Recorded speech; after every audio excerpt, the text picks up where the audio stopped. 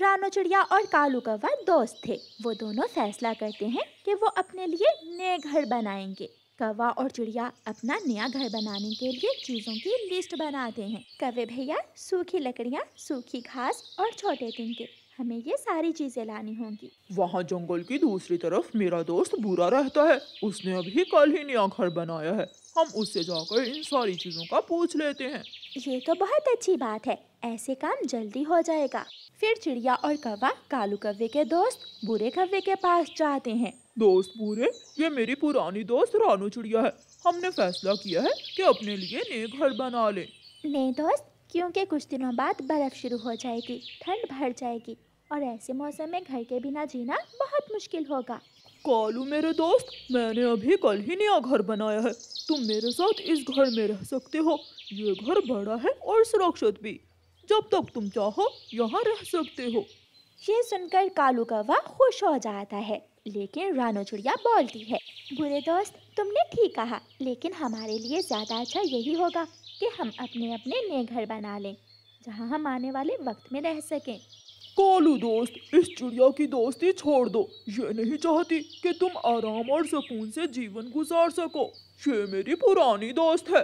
कौवे भैया, हम यहाँ सूखी लकड़ियाँ और घास का पूछने आए थे। समय ज़ाया हो रहा है हमारा, चलो हमें अभी बहुत सारा काम करना है। चिड़िया कौवे को साथ ले जाती है। कौवा पेड़ की डाल पर बैठा लकड़ियाँ काट रहा था और रानो चिड़िया उन लकड़ियों को एक जगह इकट्ठा करती है। कुछ लकड़ियाँ काटने के बाद कालू कौवा अपना कुल्हाड़ा जमीन पर फेंक देता है। कौवे भैया, क्या हुआ? आपने कुल्हाड़ा फेंक क्यों दिया है? मैं थक गया हूँ, ये काम वाम मुझसे नहीं होगा। मैं जा रहा हूँ अपने मित्र के पास। लेकिन मुझे छोड़कर आप कैसे जा सकते हो? हम हमेशा साथ रहे हैं, हमने मेहनत से जीना सीखा है। मैं काम करूंगी, मैं बनाऊंगी घर तुम्हारे लिए भी और अपने लिए भी। मुझे अब किसी घर की जरूरत नहीं है। मेरा दोस्त बुरा है ना, उसने मुझे अपने घर में रहने की अनुमति दे दी है। कौवा तेजी से उड़ता हुआ वहां से चला जाता है। कालू तो पहले ही काम चोर था, वो तो अब कभी भी मेरी बात नहीं मानेगा। चिड़िया कुल्हाड़ा उठाती है और अपने काम में लग जाती है। मुझे विश्वास था तुम लौट कर आ जाओगे। तुम उस चिड़िया की दोस्ती छोड़कर मेरे पास जरूर आओगे। मैंने उसे छोड़ दिया है। मैंने उसकी दोस्ती उसके मुंह पर दे मारी है। मेरा घर बहुत बड़ा है। हम दोनों दोस्त यहाँ मजा करेंगे, दाना खाएंगे, गीत गाएंगे। चिड़िया दिन रात मेहनत करती है। वो सूखा घास लेने नदी के पास जाती है तो वहाँ कालू कौवा और बुरा कौवा बैठे हुए थे। कालू यार, देखो देखो, वो चिड़िया कैसी मेहनत कर रही है।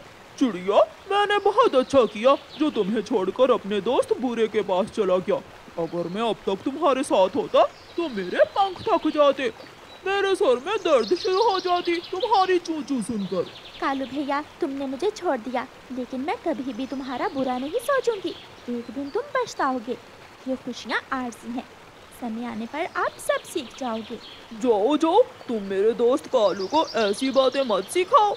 चिड़िया मेहनत से अपना घर बना लेती है। अब चिड़िया को अपने घर में आने वाले ठंड के दिनों के लिए दाना जमा करना था। रानो चिड़िया अपनी टोकरी उठाकर दाना लेने चली जाती है। बुरे दोस्त, मुझे भूख लगी है, चलो हम दोनों दोस्त दाना लेने जाते हैं। बुरा कौवा तो कालू कौवे से भी बड़ा कामचोर था। वो कालू कौवे से कहता है, मुझे भूख नहीं है, जाओ तुम अपना दाना ले आओ। कालू कौवा अपना दाना लेने जाता है। कालू, क्या तुम्हारा दोस्त दाना लेने नहीं आया? नहीं, मेरे दोस्त को भूख नहीं थी, इसलिए मैं अकेला ही आ गया। कौवा अपना दाना लेकर वापस चला जाता है। कौवा घर में बैठकर जब दाना खाने लगता है तो बुरा उससे कहता है, कालू दोस्त, तुम्हें दाना खाते हुए देखकर मुझे भी भूख लगी है। मुझे अपने दाने में से आधा दाना दे दो। कालू कौवा क्या करता, वो बुरे के घर में जो था, इसलिए बुरे को ना नहीं करता। हाँ हाँ, लो आधा दाना तुम खा लो और आधा दाना मैं खा लेता हूँ। बुरा कौवा कालू कौवे से आधा दाना लेकर खा लेता है। दूसरे दिन भी ऐसा ही होता है। मैं जा रहा हूँ। बुरे, उठो, दाना लेने नहीं जाओगे आज? कालू दोस्त, मेरे तो सर में दर्द है, मैं नहीं जा सकता। क्या तुम मेरा दाना ले आओगे? अगर मेरे दोस्त के सर में दर्द है तो मैं ले आऊंगा तुम्हारे लिए दाना। चिंता ना करो, मैं दोस्त हूँ तुम्हारा। कालू कौवा जाता है, वो जंगल घूमता है। अब जंगल से दाना इतनी आसानी से नहीं मिलता था, इसलिए कालू कौवे को कभी यहाँ तो कभी वहाँ जाना पड़ता था। आखिर कौवे को दाना मिल जाता है, लेकिन दाना थोड़ा था। ये तो बहुत थोड़ा दाना है, मैं ये दाना घर ले जाता हूँ और दोनों दोस्त मिलकर खा लेंगे। कालू कौवा वो दाना लेकर घर चला जाता है।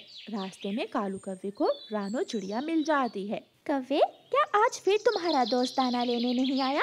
मेरे दोस्त बूरे के सर में बहुत दर्द था, इसलिए मैं उसका दाना भी लेकर जा रहा हूँ। ये सुनकर रानो चिड़िया हंसने लगती है। वो ऐसे ही तुम्हें अपना नौकर बनाकर अपने घर में रखेगा, वो अपने सारे काम तुमसे ही करवाएगा। मेरा दोस्त ऐसा नहीं है। वो ऐसा ही है। कौवा चला जाता है। जब कालू कौवा घर पहुंचता है तो घर में बूरे का मामा भी आया हुआ था। कालू दोस्त, अच्छा ही हुआ जो तुम दाना लेकर आ गए। मामा जी को बहुत भूख लगी हुई है। आज दाना बहुत मुश्किल से मिला है, इसलिए मुझे आने में देर हो गई। जल्दी से ये दाना मेरे सामने रख दो। कालू से दाना लेकर मामा जी मजे मजे से दाना खाने लगते हैं। 2 दाने बूरा कौवा भी खा लेता है। कालू कौवा बैठा बूरे और बूरे के मामा जी का मुंह देखता रह जाता है और दाना खत्म हो जाता है। उस रात कालू कौवे को भूख की वजह से नींद नहीं आती। बूरा कौवा और उसका मामा तो मीठी नींद खर्राटे ले रहे थे। जब दूसरे दिन कालू कौवा घर से बाहर निकलता है तो बाहर का मंजर ही बदल चुका था। जंगल में हर तरफ बर्फ ही बर्फ थी। पेड़ों से पत्ते गिर चुके थे और उन पर बर्फ की तह जम चुकी थी। कालू कौवा बूरे को आवाज देता है, दोस्त बूरे, जल्दी बाहर आओ। देखो, जंगल में बर्फ शुरू हो गई है। बूरा बाहर आता है। मेरे मित्र कालू, मैं ऐसे मौसम में भोजन लेने नहीं जा सकता। तुम मेरे लिए और मेरे मामा जी के लिए भोजन ले आओ। लेकिन ये तो बहुत मुश्किल है, मैं कैसे करूँगा? मेरे लिए भी घर बनाना मुश्किल था। अगर मुफ्त में मेरे घर में बर्फ और ठंड के दिन गुजारने हैं तो मेरे ये काम करना ही होंगे तुम्हें। ठीक है, मैं दाना लेने जा रहा हूँ। कौवा उड़ता है। कौवा जहाँ भी जाता वहाँ बर्फ ही बर्फ थी। आज तो दाना मिलना नामुमकिन था। कौवा थककर एक पेड़ के नीचे बैठ जाता है। कौवे भैया, वो कौवा तुम्हें अपना नौकर बनाकर अपने घर में रखेगा। कौवे को चिड़िया की बातें याद आ रही थी और वो अपने किए पर पछता रहा था। शाम हो जाती है और कालू कौवा खाली हाथ ही लौट जाता है। कहाँ है दाना? मेरे मामा जी भूखे हैं। मेरे मित्र बूरे, अगर दाना नहीं लाए तो मैं तुम्हें अपना मित्र नहीं बना सकता। निकल जाओ मेरे घर से अभी के अभी। क्या मित्र किए जा रहे हो? लेकिन मैं ऐसी ठंड की रात कहाँ गुजारूंगा? मैं ठंड से मर जाऊंगा। भांजे, इसे कहो चला जाए। क्या काई कर रहा है? मेरे सर में दर्द शुरू हो गई है। बूरा कौवा कालू कौवे को घर से निकाल देता है। ठंड की रात घर के बिना गुजारना बहुत मुश्किल था। कालू कौवा थोड़ी दूर जाकर एक पेड़ पर बैठकर रोने लग जाता है। क्यों छोड़ा? मैंने अपनी दोस्त रानो चिड़िया को क्यों छोड़ा? अगर मेरी दोस्त आज मेरे साथ होती तो मैं ऐसे बेघर न बैठा होता। कौवे के रोने की आवाज चिड़िया के घर तक जा रही थी। अरे, ये तो कालू कौवे की आवाज है।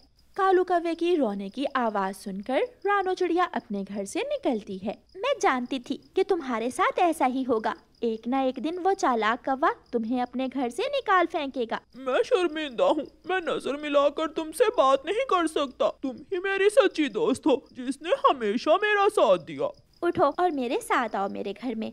तुम यहाँ मर जाओगे, ठंड से बर्फ बन जाओगे यहाँ बैठे बैठे। फिर रानो चिड़िया कालू कौवे को अपने साथ ले जाती है और कौवा चिड़िया से अपने किए की माफी मांगता है। किसान की पत्नी का बेटा आंगन में बैठा हुआ फ्रेंच फ्राइज खा रहा था। किसान की पत्नी के घर के आंगन में एक पेड़ था जिस पर बैठा हुआ कालू कौवा बच्चे पर नजर रखे हुए था। ये तो कोई बहुत स्वादिष्ट चीज है। मुझे ये चीज किसी भी तरह इस बच्चे से छीनना होगी। ऐसा सोचते हुए कालू कौवा उड़ता है और बच्चे के सामने से फ्रेंच फ्राइज उठाकर भाग जाता है। वो सीधा घने जंगल में जाता है और वहाँ बैठकर फ्रेंच फ्राइज खाने लगता है। ये तो बहुत स्वादिष्ट है। मैं खुद को कैसे रोकूं खाने से? गोरी मुझसे लड़ेगी। कौवा ऐसे सोचता हुआ सारे ही फ्रेंच फ्राइज खा लेता है और अपने घर की तरफ चला जाता है। कालू, तुम खाली हाथ ही लौट आए। तुम तो इंसानों की बस्ती में मेरे लिए स्वादिष्ट भोजन लेने गए थे। हाँ, गया तो था, मगर मुझे वहाँ से कुछ मिला ही नहीं। कौवा अपनी पत्नी से ऐसे झूठ बोलता है। गौरी, तुम ये सूखे चनों के दाने खा लो। क्या तुम नहीं खाओगे? मुझे भूख नहीं है। गौरी, तुम खा लो। फिर रात हो जाती है। कौवा और उसकी पत्नी सो जाते हैं। ये फ्रेंच फ्राइज बहुत स्वादिष्ट हैं। मैं ये सारे ही खा लूंगा और गौरी के लिए सूखा दाना ले जाऊंगा। कौवे को सोते में बोलने की आदत थी। जब वो ऐसे बोल रहा था तो उसकी पत्नी गौरी कौवी सब सुन लेती है। तो ये बात है कालू के बच्चे, कल मैं जाऊंगी इंसानों की बस्ती की तरफ और तुम रहोगे घर में। सुबह हो जाती है। गौरी, मैं जा रहा हूँ। मैं इंसानों की बस्ती की तरफ जा रहा हूँ। नहीं कालू जी, आज इंसानों की बस्ती की तरफ मैं जाऊंगी और तुम जंगल से दाना ढूंढ कर लाओगे। ऐसे गौरी अपने घर से निकलती है। थोड़ी दूर उसे रानो चिड़िया मिलती है। गौरी कौवी रानो चिड़िया के पास जाती है। रानो चिड़िया, तुम क्या कर रही हो यहाँ? गौरी बहन, बहुत भूख लगी है, मैं भोजन की खोज में निकली हूँ। चिड़िया, चलो मेरे साथ चलो, मैं इंसानों की बस्ती की तरफ जा रही हूँ। वहाँ से कोई ना कोई स्वादिष्ट चीज जरूर मिल जाएगी खाने को। हाँ, मगर जो भी मिला हम बांट कर खाएंगे। तो फिर चलो मेरे साथ। फिर गौरी कौवी और चिड़िया इंसानों की बस्ती की तरफ चली जाती हैं। मैं इस दिशा में जाती हूँ और आप उस तरफ जाएं। चिड़िया को थोड़ी दूर एक हलवाई की दुकान की छत से एक लड्डू मिल जाता है। चिड़िया वो लड्डू देखकर बहुत खुश होती है। मैंने गौरी से वादा किया है कि जो भी मिला मिल बांट कर खाएंगे, इसलिए मैं ये लड्डू ले जाती हूँ। गौरी कौवी भी किसान की पत्नी के घर में पेड़ पर बैठी हुई थी। दुष्ट कौवे, मैंने तुम्हें देख लिया है, आज तुम्हें सजा जरूर मिलेगी। ऐसा कहते हुए किसान की पत्नी फ्रेंच फ्राइज पर पेट खराब करने वाली दवा लगाकर उन्हें आंगन में रख देती है। गौरी मौका देखकर वो फ्रेंच फ्राइज उठाकर भाग जाती है। मम्मा, अब पता चलेगा उस कौवे को, वो हर रोज मेरा भोजन उठा कर ले जाता है। फिर दोनों चिड़िया और गौरी कौवी जंगल में एक जगह इकट्ठी होती हैं। गौरी गौरी, देखें, मुझे स्वादिष्ट स्वादिष्ट लड्डू मिला है और मुझे फ्रेंच फ्राइज। किसी तरह मुझे चिड़िया को साइड पर करना होगा ताकि ये सारा माल मैं अकेली ही खा सकूं।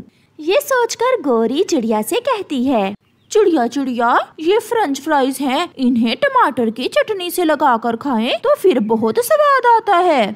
मगर हमारे पास तो टमाटर की चटनी नहीं है। तुम जल्दी से जाओ और किसान के खेत से तो टमाटर ले आओ, तब तक मैं चटनी बनाने का सामान जमा करती हूँ, फिर मजे से पार्टी करेंगे। चिड़िया गौरी कौवी की बातों में आकर किसान के खेत से टमाटर लेने चली जाती है और गौरी मजे मजे से अकेली ही फ्रेंच फ्राइज खाने लगती है। वो सारे ही फ्रेंच फ्राइज खा लेती है। वाह रे चिड़िया, अपना मीठा मीठा लड्डू भी मुझे दे गई हो। फिर गौरी कौवी चिड़िया का लाया हुआ लड्डू भी अकेली ही खा लेती है और वहाँ से घर भाग जाती है। चिड़िया भी किसान के खेत से टमाटर लेकर वहाँ आ जाती है, मगर वहाँ तो कुछ भी ना था, ना गौरी, ना लड्डू, ना फ्रेंच फ्राइज, केवल एक खाली डिब्बा वहाँ पड़ा हुआ था। चिड़िया रोने लग जाती है। दुष्ट गौरी कौवी, तुमने मेरे साथ धोखा किया, मैं तुम्हें माफ नहीं करूँगी। रोती हुई चिड़िया बेचारी भूखी ही घर वापस जाती है। गौरी, मेरे लिए क्या लाई हो इंसानों की बस्ती से?